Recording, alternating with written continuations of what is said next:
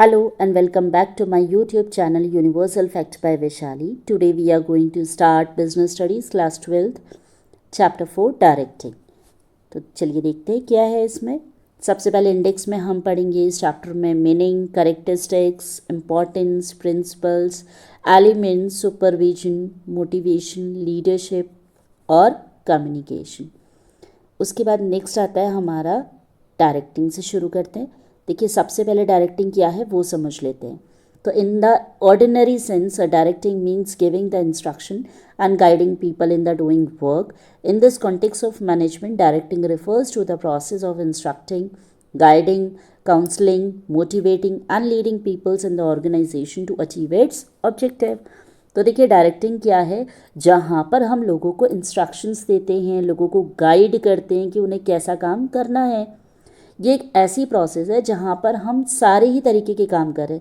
आप ये समझिए कि अगर एक बॉस होता है, फॉर एग्जांपल आपकी कंपनी का बॉस है, वो आपको क्या कर रहा है, समय समय पर आपको इंस्ट्रक्ट भी कर रहा है कि आपको क्या काम करना है, आपको समय समय पर गाइड भी करता है, आपको काउंसलिंग दे रहा है अगर कोई प्रॉब्लम आ रही है, आपको समय समय पर मोटिवेट कर रहा है काम करने के लिए, या लीडरशिप रोल प्ले कर रहा है एक ऑर्गेनाइजेशन के अंदर। किस लिए प्ले कर रहा है? ताकि आपका जो टारगेट है वो क्या हो सके, अचीव हो सके, आप अपना गोल को अचीव कर सकें। तो इस प्रोसेस को हम क्या बोलते हैं? डायरेक्टिंग बोलते हैं। अब देखिए इसके कैरेक्टरिस्टिक्स। पहला कैरेक्टरिस्टिक्स क्या है? पहला कैरेक्टरिस्टिक्स कह रहा है डायरेक्टिंग इनिशिएट एक्शन। हमें क्या करना है? While other functions are prepare a setting for action, directing initiate action in the organization. सबसे पहले होता है डायरेक्टिंग के अंदर कि इनिशिएट करना। इनिशिएट मतलब होता है कि आगे बढ़कर खुद से कुछ काम करना। तो कह रहा है एक कंपनी के अंदर हम तभी अपने टारगेट्स को अचीव कर सकते हैं जब हम क्या करें, अपने कामों को अच्छी तरीके से पूरा करें, अपना फंक्शन एक ऑर्गेनाइजेशन के अंदर या हमारा जो भी काम है उसे पूरी तरह से निभा सके। नेक्स्ट आता है, यहाँ पर कह रहा है directing take place at every level of management. अब डायरेक्टिंग हर लेवल मैनेजमेंट में फॉलो होती है। तो क्या कह रहा है? Every manager from top executive to supervisor perform the function of directing. अगर हम डायरेक्टिंग की बात करें तो टॉप लेवल से लेकर लोअर लेवल तक जितने भी हमारे लोग होंगे वो सभी को डायरेक्टिंग फॉलो करनी चाहिए या करते हैं। The directing take place wherever superior subordinate relation exist. इससे क्या होता है? सुपीरियर और सबॉर्डिनेट का रिलेशन भी एग्जिस्ट करता है। नेक्स्ट कह रहा है directing is a continuous process. देखिए कंटिन्यूस प्रोसेस तो हम हर फीचर में पढ़ रहे हैं या कैरेक्टरिस्टिक्स में पढ़ रहे हैं। तो क्या है? डायरेक्टिंग एक कंटिन्यूस प्रोसेस है जो आपको थ्रू आउट द आपकी कंपनी में थ्रू आउट द लाइफ आपको क्या करना पड़ेगा? फॉलो करते रहना पड़ेगा। फिर नेक्स्ट आता है directing flows from top to bottom. अब डायरेक्टिंग क्या है?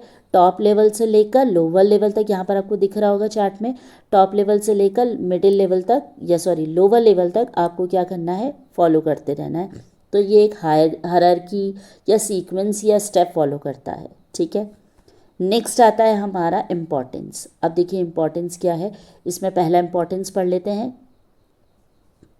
अगेन है डायरेक्टिंग इनिशिएट एक्शन। यहाँ पर क्या होता है? अगर हमें हमारा टारगेट पूरा करना है, हमें अपना गोल पूरा करना है, या हमारा कोई भी डिज़ायर्ड ऑब्जेक्टिव जो हमने सेट किया हुआ है अगर उसे पूरा करना है, तो सबसे पहले क्या है? लोगों को मतलब यहाँ पर बात हो रही है एम्प्लॉयज़ की। तो जितने भी एम्प्लॉयज़ हैं उन्हें क्या करना पड़ेगा? इनिशिएट एक्शन करना पड़ेगा। और वो किससे होगा? जब उन्हें डायरेक्टिंग प्रॉपर मिलेगी, यानी कि अगर उन्हें प्रॉपर गाइडेंस, इंस्ट्रक्शन, मोटिवेशन अगर समय समय पर एम्प्लॉयज़ को अगर हम देंगे तो क्या होगा? अपना जो हमारे एम्प्लॉयज़ हैं वो अपनी तरफ से पूरी 100% काम करके हमें देंगे। नेक्स्ट आता है डायरेक्टिंग इंटीग्रेट्स एम्प्लॉयज़ एफर्ट। क्या होता है? Directing integrate employees effort in the organization in such a way that every individual effort contribute to organization performance. अगर हम क्या करें, अगर हम डायरेक्टिंग से एम्प्लॉयज़ के एफर्ट को ऑर्गेनाइजेशन में देखते हैं तो हर इंडिविजुअल, अगर आप देखोगे, हर इंडिविजुअल एम्प्लॉय अपनी तरफ से 110% आपको एक ऑर्गेनाइजेशन में काम करके देता है। ठीक है। तो हमें हर किसी के एफर्ट की ज़रूरत पड़ती है। नेक्स्ट आता है directing helps in motivation.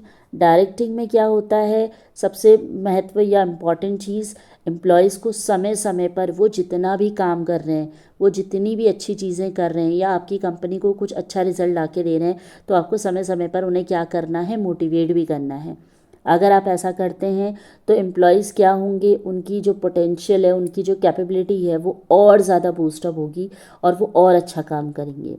Next आता है facilitate changes. Effective directing through motivation, communication and leadership helps to reduce the resistance and develop required cooperation in introducing changes in the organization.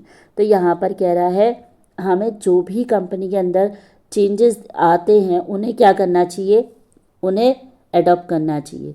तो कह रहा है एक इफ़ेक्टिव डायरेक्टिंग कब होती है, जब भी हम लोगों को, लोग मतलब एम्प्लॉयज़ को मोटिवेट करते हैं या उनसे बातचीत करते हैं या उनसे कम्युनिकेट करते हैं, ठीक है, या लीडरशिप करते हैं। इससे क्या होता है, रेसिस्टेंस मतलब होता है एक हद तक रुक जाना, वो कम हो जाता है।